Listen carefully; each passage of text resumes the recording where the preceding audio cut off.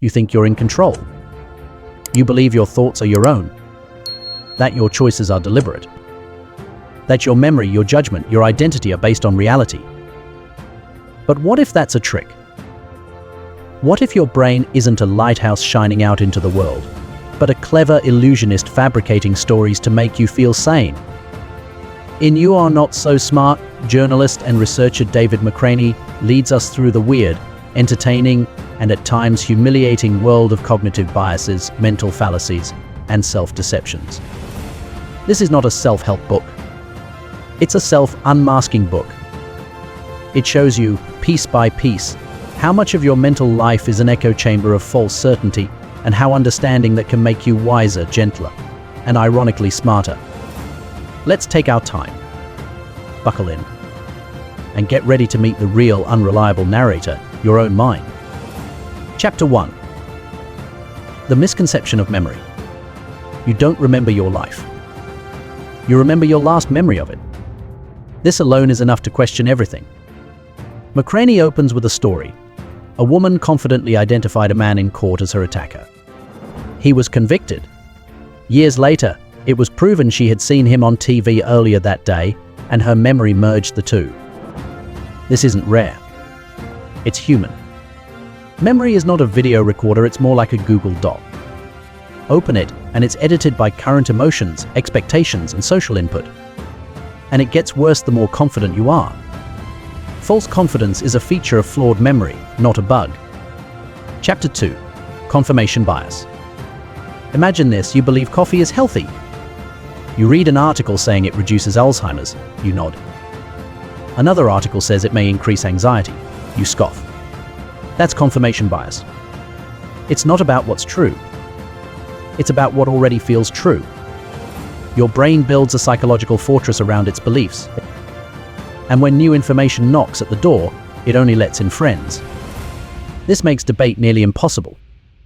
Because when people defend beliefs, they're often defending identity. So when you argue with someone, ask yourself, are you fighting over facts or fighting over comfort? Chapter 3. The backfire effect. Now here's the twist: giving people more facts doesn't always change minds. Sometimes it hardens them. That's the backfire effect. When someone's worldview is threatened by new evidence, their brain activates defensive mechanisms as if it were physical pain. They push back. They dig in. They make the belief stronger. This is why debates online often leave everyone more entrenched. McRaney says if you want to change minds, don't lead with facts. Lead with empathy. Create space. Because the brain opens when it feels safe. Chapter 4. The Dunning-Kruger effect. You meet someone who's just learned a little about nutrition. Suddenly, they're a self-declared expert. They give advice, quote studies, criticize others. But they don't realize. They know just enough to be dangerous, but not enough to know how little they know.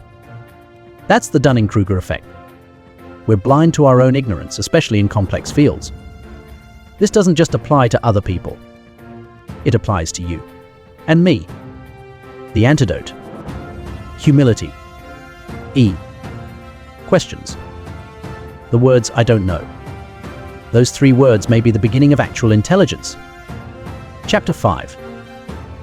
The spotlight effect. You wear a wrinkled shirt to the store. You're sure everyone notices. But they don't. That's the spotlight effect. We assume the world is watching us closely.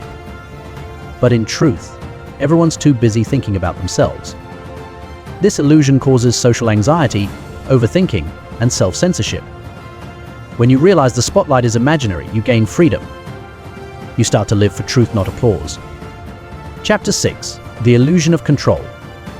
You choose your lottery numbers carefully. You blow on the dice. You say, just one more try. But none of that matters. You feel in control when you aren't. The illusion of control gives us comfort. But it also makes us overconfident, superstitious, and blind to randomness. In business, this leads to risky decisions. In relationships, it leads to trying to change people who are not ours to change. McRaney reminds us, control is addictive. But peace comes from learning to dance with uncertainty. Chapter 7. The sunk cost fallacy. You've invested 3 years in a job you hate. But you stay because I've come this far. That's the sunk cost fallacy.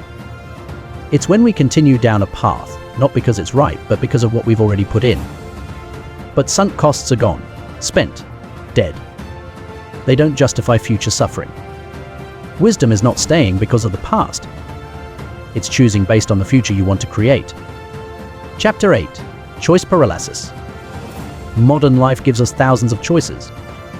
Streaming services, dating apps, health products. And it overwhelms us. That's choice paralysis.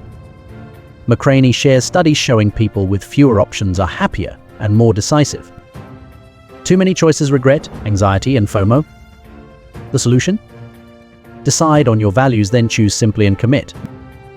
Freedom isn't endless options. It's knowing what matters most. Chapter 9. The halo effect. You meet someone attractive. They're confident and well-dressed. You assume they're smart, kind, and trustworthy. That's the halo effect. One positive trait clouds all others. It's why charisma wins elections. Why good-looking people are assumed to be competent. But appearance character. Real wisdom requires slowing down and separating first impressions from deeper truth. Chapter 10. Self-serving bias. When you win, it's skill. When you lose, it's bad luck. That's self-serving bias.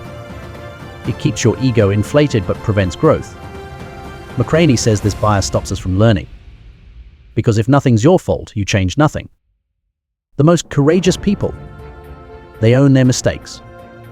They say, that was me, I'll do better. That's not weakness. That's inner strength. Chapter 11. The narrative fallacy. We love stories, but we force them onto random events. You failed because the universe wanted to teach you.